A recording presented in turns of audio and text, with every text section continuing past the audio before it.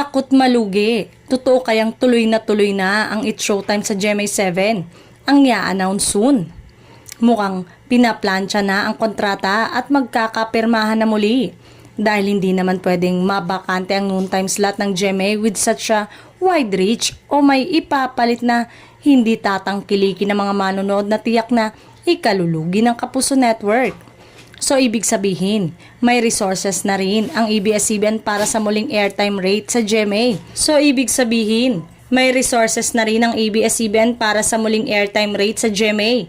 At ang ibig bang sabihin nito, malaya pang makakatawid ang ABS at GMA Stars lalo na kung may pinalakas pang It's Showtime na at muling pirmahan sa GMA7. Maaalalang tuluyan ang tinuldukan ni GMA Network Senior Vice President Attorney Annette Gozon Valdez ang intrigang mamamaalam na ang It's Showtime sa Kapuso Network.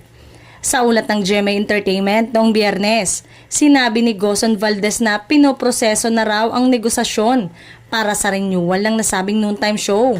We are in the process of negotiation now for the renewal of It's Showtime, aniya. Matatanda ang noong Webes, November 21, lumabas sa ulat na hanggang December na lamang umano ang pag-ere ng Showtime dahil mapapalitan na ito ng countdown variety show na TikTok Lock.